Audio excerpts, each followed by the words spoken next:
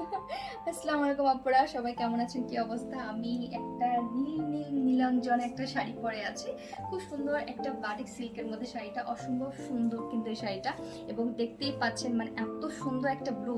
এবং বাটিক এখন কিন্তু ট্রেন্ড চলছে, ঠিক আছে? মানে বাটিক কুর্তি বলেন, বাটিক নায়রা বলেন, বাটিক মানে ড্রেস বলেন, শাড়ি বলেন, যাই বলেন না কেন, একটা বাটিকের উপর কিন্তু একটা ট্রেন্ড চলছে, ঠিক আছে?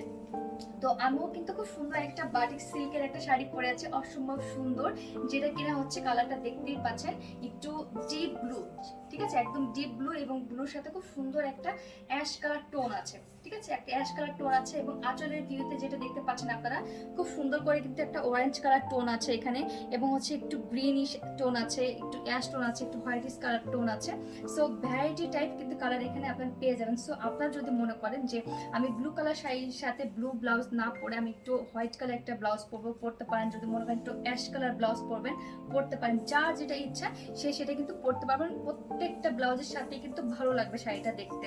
শাড়িটা হচ্ছে এতটাই সুন্দর শাড়ি। সো এই হচ্ছে টোটাল বাটিক সিল্কের শাড়িটার আউটলুকটা। এবং এই শাড়িটার কিন্তু অনেকগুলো কুচি হবে, ঠিক আছে?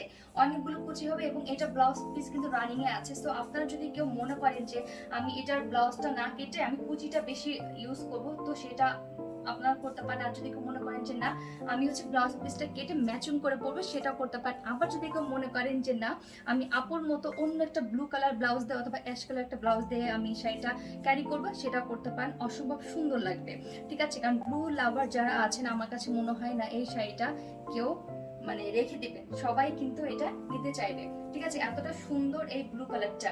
হ্যাঁ, আর মানে অনেকে বলে যে ভালোবাসার প্রতীক নাকি ব্লু, ঠিক আছে? সো খুব সুন্দর একটা ব্লু আপনারা দেখতে পাচ্ছেন, এবং এটার সাথে ব্লাউজ পিস তো রানিং থাকবে, সেটা আমি বলে দিয়েছি। এবং জাস্ট দেখতে পাচ্ছেন, যারা আমার কাছে মনে হয় এই শাড়িগুলা যারা মানে স্কুল গোয়িং আপুরা আছেন এবং হচ্ছে অফিস গোয়িং আপুরা আছেন, তাদের জন্য একদম পারফেক্ট। কেন বলছি এই কথাটা? যারা হচ্ছে অফিসে শাড়ি পরে যান, তাদের জন্য অনেক সময় কটন শাড়ি হয় কি যে আয়রন করতে গেলে একটু টাইম লাগে, তখন হচ্ছে একটু বিরক্ত ফিল লাগে এবং টাইম কিলো হয়ে যায়।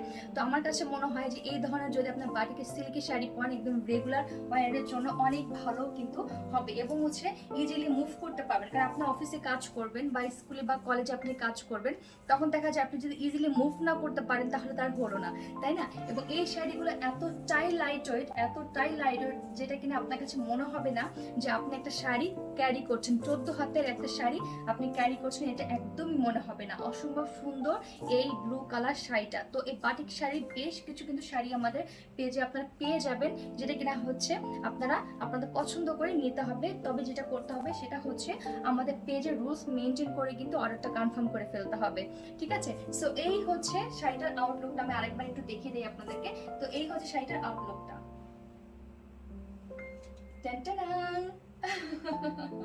ঠিক আছে, এই হচ্ছে ব্লু কালারটা, যেটা কিনা হচ্ছে অ্যাশ কালার সাথে মানে অনেক বেশি সুন্দর লাগছে, ঠিক আছে? আমার কাছে মনে হয় যে অন্য কালারের থেকে হয়তো বা এই মানে অ্যাশ কালার টোন দেওয়াতে অনেক সোবার লাগছে, ঠিক আছে?